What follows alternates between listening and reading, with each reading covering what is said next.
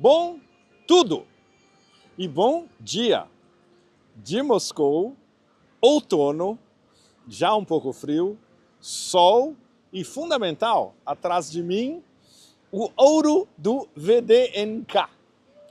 O VDNK, eu já gravei aqui várias vezes, é bárbaro, inclusive durante a exposição russa, no ano passado e nesse ano também.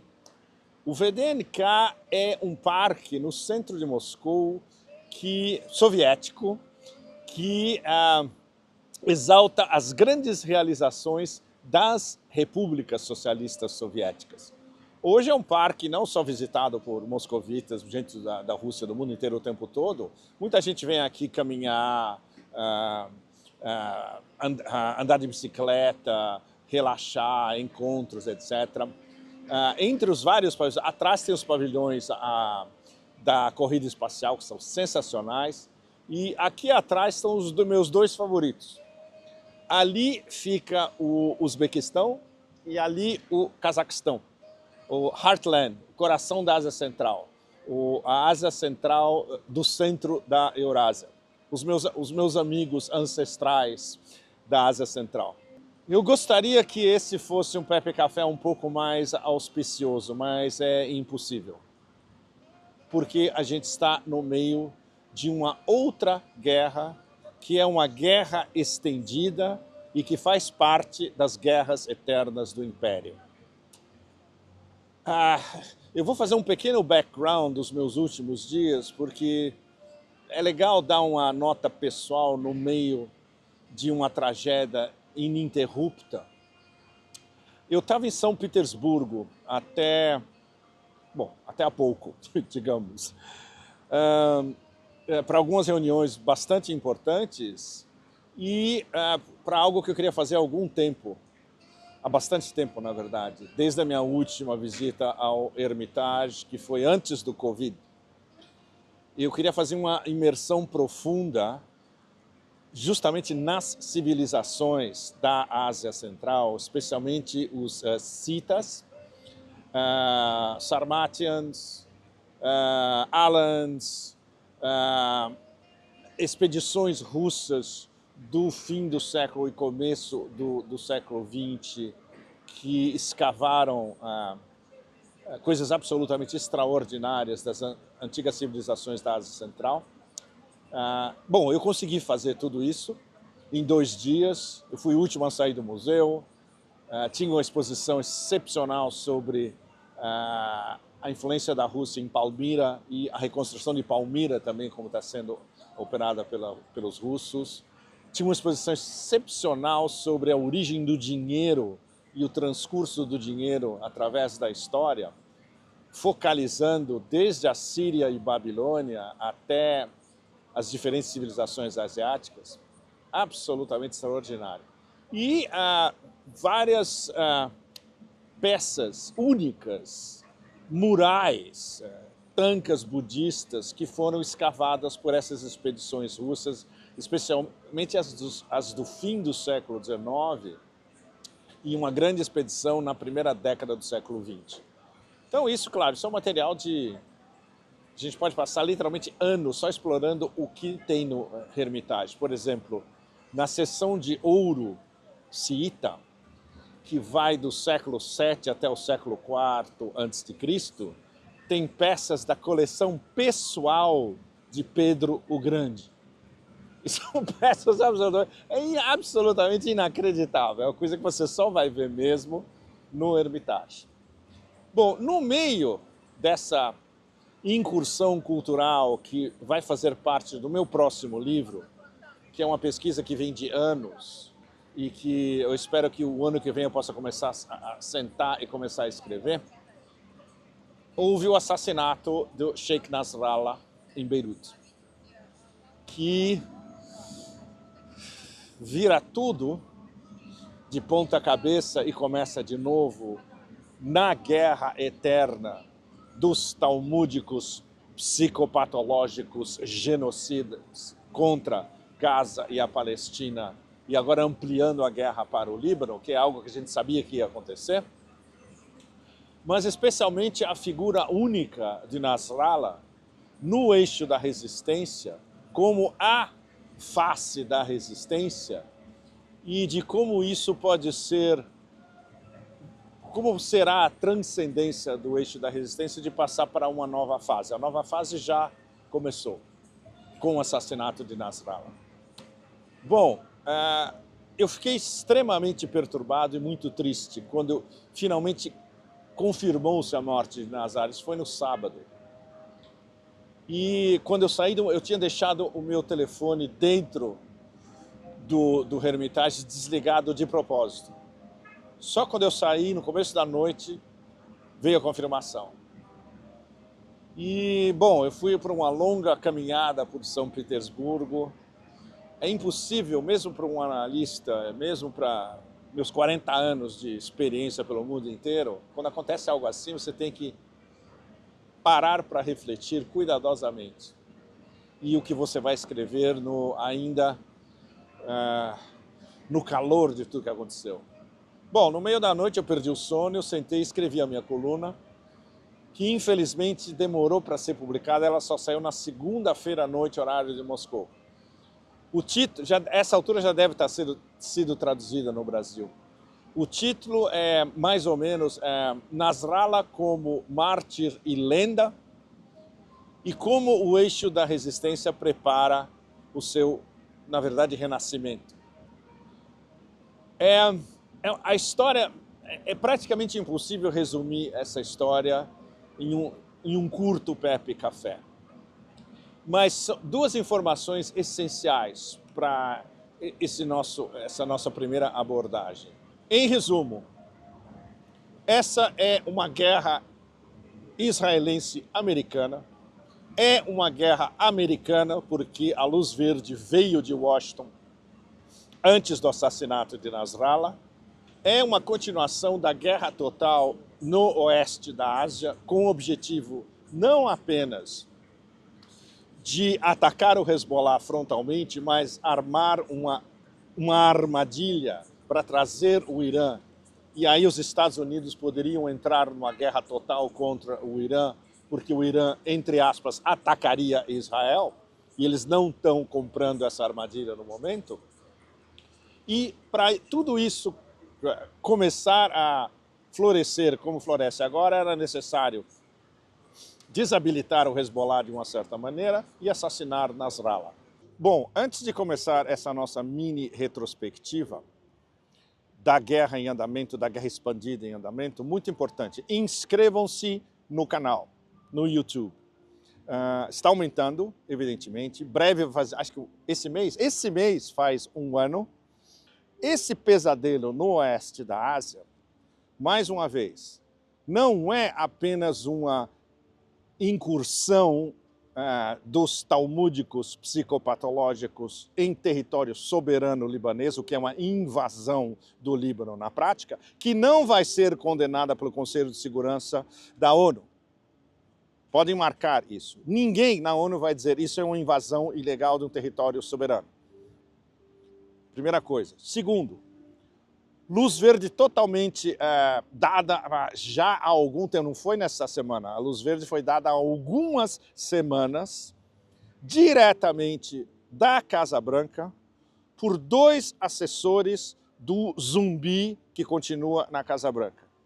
Rothstein, judeu, sionista, é um assessor presidencial, e Brett McGurk, que é o coordenador da política, entre aspas, exterior da Casa Branca em relação ao Oriente Médio, o que nós todos analistas chamamos Oeste da Ásia, que é a denominação correta. Ou seja, tudo que está acontecendo agora já foi decidido entre Washington e Tel Aviv há semanas atrás. E isso inclui todos os detalhes da operação.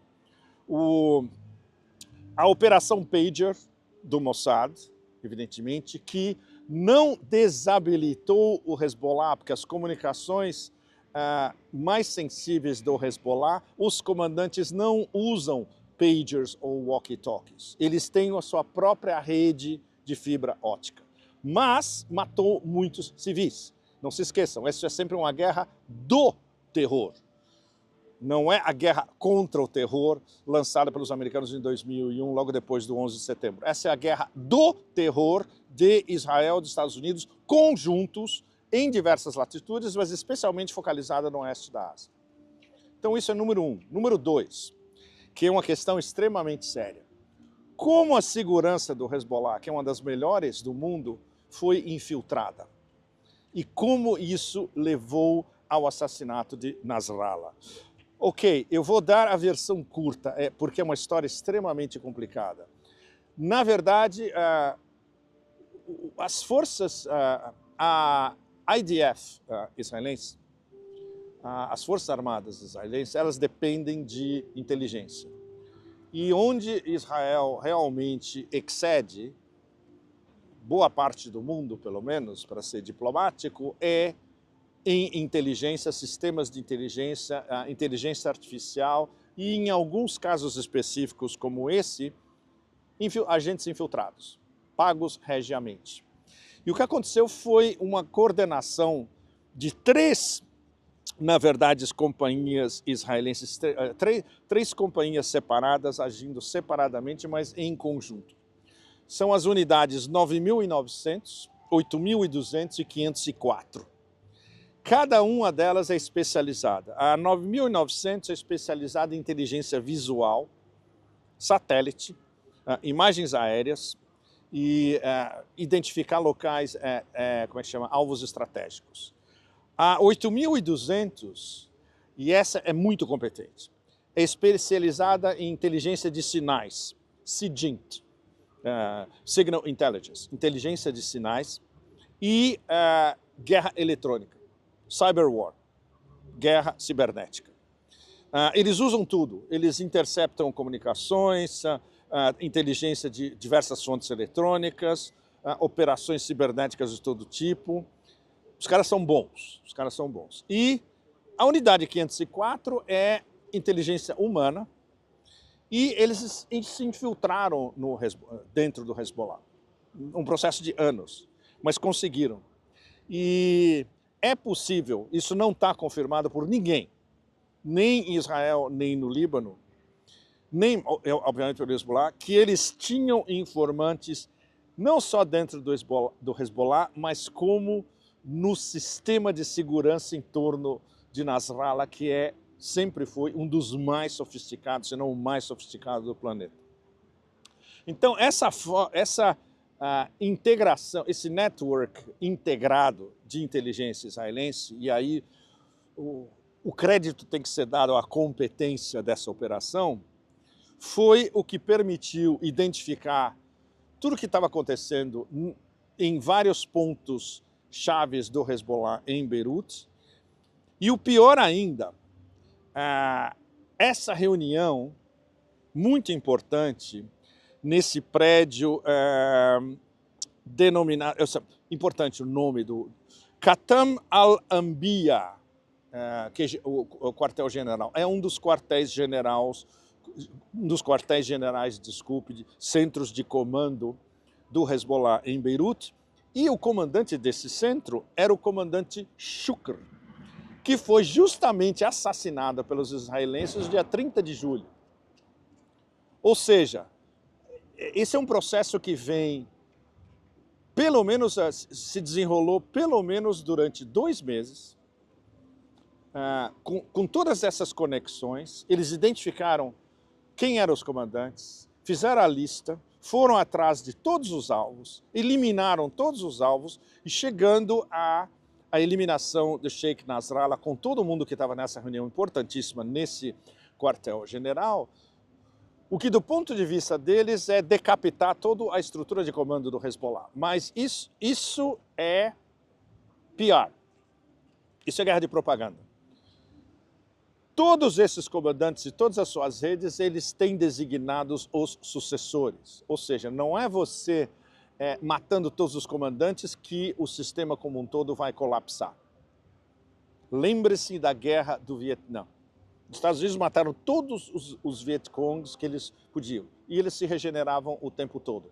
É uma rede, é um rizoma, é espalhado underground em diversas maneiras, em diversos níveis, com vários graus de sofisticação, que na maior parte dos casos, infelizmente não nesse, eles conseguem evitar infiltração. Mas nesse caso teve infiltração e teve infiltração humana.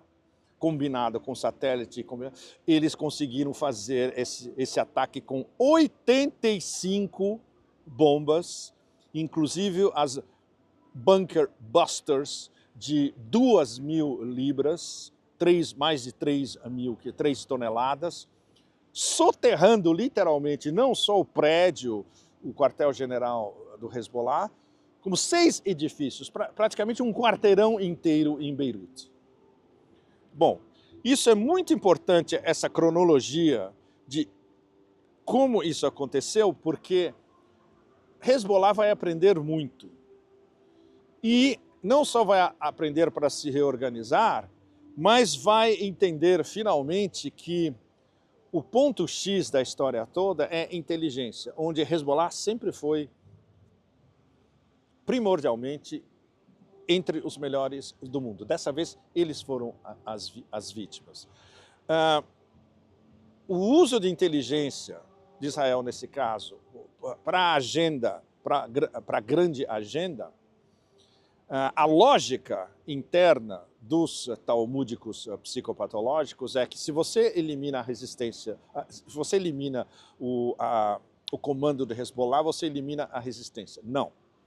A lógica de um movimento de resistência sofisticado como o Hezbollah é a capacidade infinita de regeneração. E Nasrallah, ele mesmo, nos últimos meses já estava delegando funções extremamente sofisticadas para vários comandantes e subcomandantes, inclusive os subcomandantes que não foram assassinados pelos israelenses nesses últimos dias, nessa última semana. Bom, isso leva à continuação da guerra total, que é a invasão do Líbano, que no momento não será uma invasão do Líbano, porque os melhores generais israelenses sabem que se houver uma invasão do Líbano, vai ser um absoluto desastre para a IDF, porque eles não têm experiência de combater um adversário muito bem preparado como Hezbollah e num terreno que eles não, primeiro de tudo, não conhecem. A única coisa que Israel sabe fazer bem é bombardear. É uma máquina de bombardeio. Bombardeio, como vocês sabem, especialmente civis. Em Gaza, a maioria absoluta das vítimas são civis, incluindo mulheres, crianças, anciãos, trabalhadores de hospital e até jornalistas. Bom, o que isso, na cabeça totalmente demente desse gabinete de guerra eterna em Tel Aviv, é que isso vai mudar as regras do jogo em benefício de Israel. E os americanos os apoiam totalmente. Bom, essa guerra limitada, declaração de Tel Aviv e de Washington, do ponto de vista do eixo da resistência, é uma guerra ilimitada. Ela está numa nova fase agora. Ninguém sabe até onde, não é nem estratégia, porque eles não têm estratégia, eles usam táticas, porque a grande estratégia não pode ser mencionada em lugar nenhum. Todo mundo que acompanha por dentro a cabeça demencial, psicótica, desses fanáticos em Tel Aviv e em Israel sabe que as duas agendas principais, interligadas, são extremamente sérias do ponto de vista de praticamente provocar uma guerra contra o Islã inteiro. Eles querem, primeiro de tudo, exterminar, eliminar, expulsar a população não só de Gaza, como da Cisjordânia, anexar tudo para o projeto de grande Israel e, mais do que isso, muito pior, anexar o Líbano, o máximo do Líbano que eles puderem, porque a agenda principal é Eretz Israel, a grande Israel, que não tem praticamente limites. E no sistema israelense não há definição de fronteiras. Eles resolvem onde eles querem as fronteiras. Do ponto de vista de lei internacional, é um absurdo total. É condenado pelas Nações Unidas? Sim, mas não acontece absolutamente nada. E, especificamente, em Gaza, e o que seria o estopim de uma guerra contra o Islã inteiro, e aí o Islã vai ter que finalmente se juntar, todos os países da Organização da Cooperação Islâmica, eles querem basicamente destruir Al-Aqsa, destruir a mesquita de Al-Aqsa e, em cima dos escombros e das ruínas, construir o famoso terceiro templo. Ou seja, é impossível qualquer tipo de discussão diplomática ou racional com fanáticos desse calibre é absolutamente impossível. E, especialmente considerando que tudo isso é apoiado, não só viabilizado na medida do possível por esse gabinete genocida em Tel Aviv, mas facilitado e impulsionado por basicamente uma milícia gigantesca de 800 mil colonos na Cisjordânia, armados até os dentes. Bom, a história nos dá exemplos de como atores racionais lidam com infecções bacteriológicas desse tipo. A gente está longe de uma solução ainda. Ou seja, muita gente vai sofrer e muita gente vai ser literalmente exterminada em grande parte do oeste da Ásia. O Irã, com todos os seus problemas internos, inclusive esse novo presidente que, não diplomaticamente, eu digo, do ponto de vista de um analista que acompanha o Irã desde os anos 90, é um frouxo. E o Ayatollah Khamenei não está gostando nada dessa história e vai haver repercussões. Você vê um presidente do Irã que vem a público dizer que fomos enganados pelos americanos. Claro, vocês estão sendo enganados pelos americanos há mais de 40 anos. E tem gente que, inclusive o próprio presidente do Irã, que não aprendeu ainda. Eles nos prometeram que se nós não atacássemos em coordenação com o assassinato de Ismail Haniyeh do Hamas em Teherã, eles iam promover um cessar-fogo em Gaza, iam convencer os israelenses a um cessar-fogo em Gaza. Para você cair numa armadilha como essa, me desculpe, eu prefiro não entrar em adjetivos, mesmo não sendo um diplomata, eu sou um analista. Bom, eu queria terminar pelo menos com um ângulo um pouco mais auspicioso. É complicado, é difícil, eu vou tentar. A cúpula dos BRICS é daqui a 3 semanas, menos de 3 semanas. Como os BRICS podem tentar botar a pedra filosofal de construir um mundo alternativo, equânime, justo especialmente, e não submetido a essas regras e essa ordem que pode ser mudadas a qualquer tempo e, sobretudo, totalmente subjugado ao lobby e ao projeto sionista, como demente como seja em todas as suas vertentes. Como você pode construir esse mundo quando justamente esse projeto sionista, com os americanos dando todas as linhas verdes possíveis e imaginárias, está envolvido em uma guerra total que ameaça convulsionar todo o oeste da Ásia, onde tem justamente um dos principais novos membros dos BRICS, o Irã, e a possibilidade de trazer outros mais tarde para os BRICS, onde a Arábia Saudita e os Emirados estão nos BRICS também e com uma atitude extremamente ambígua em relação ao que acontece em Gaza. Então tudo isso é muito complicado do ponto de vista geopolítico. Os BRICS têm que começar a se afirmar como um mecanismo alternativo às Nações Unidas, o que é um projeto desmesurado, mas não existe outra saída.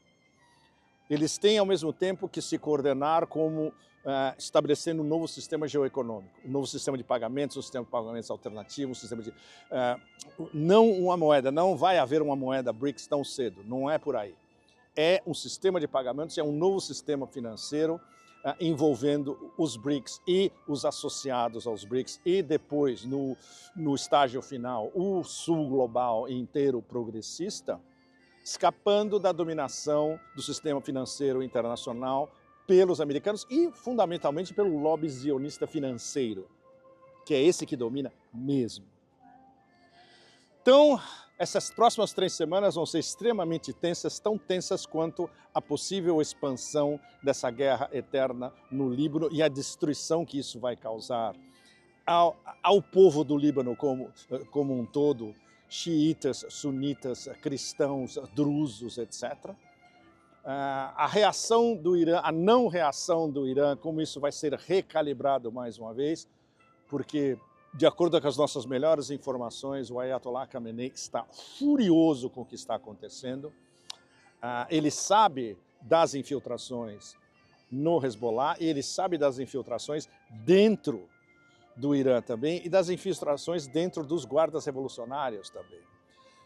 Então, a gente espera uma arrancada de resposta do Irã, não vai vir tão cedo.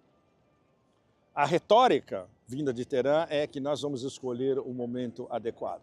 O momento adequado era ontem. Então, o momento adequado pode ser a longo prazo, mas vai ter que ser estabelecido em novos termos, porque eles e o eixo da resistência como um todo, como o Sheikh Nasrallah, em todos os seus discursos, frisava o tempo todo, essa é uma guerra contra um inimigo implacável. Haverá inúmeras perdas do nosso lado, o eixo da resistência, mas nós não vamos recuar. Não só em relação à defesa da Palestina como um futuro país soberano, realmente, como a defesa do eixo da resistência como um todo, contra um sistema absolutamente iníquo, desigual, violentíssimo, barbárico totalmente, e esse é um dos últimos focos de resistência verdadeira à dominação total desse poder ilimitado, deste lobby americano-atlanticista, zionista financeiro. Bom, então a bola está no campo dos BRICS. Daqui a menos de 3 semanas a gente vai acompanhar em detalhe até a cúpula dos BRICS em Kazan. E eu deixo vocês pelo menos com um auspício taoísta dos meus 30 anos de viver na Ásia. Tudo está em desequilíbrio o tempo todo, o budismo nos diz que tudo é impermanente também, então está na hora de encontrar, no meio desse desequilíbrio forçado, provocado pelas guerras eternas, um mínimo de equilíbrio interior em todos nós e em todos os governos progressistas do mundo para reverter essa situação para um mundo melhor. Do VDNK, Lenin está aqui atrás de mim. O que fazer, diria Vladimir Ilyich. O que fazer é continuar na luta. Bom, outono, sol, Moscou, até a semana que vem. Inscrevam-se no canal, porque na semana que vem vai ter bombas, com certeza, em todos os níveis. Muito obrigado. Até. Tchau.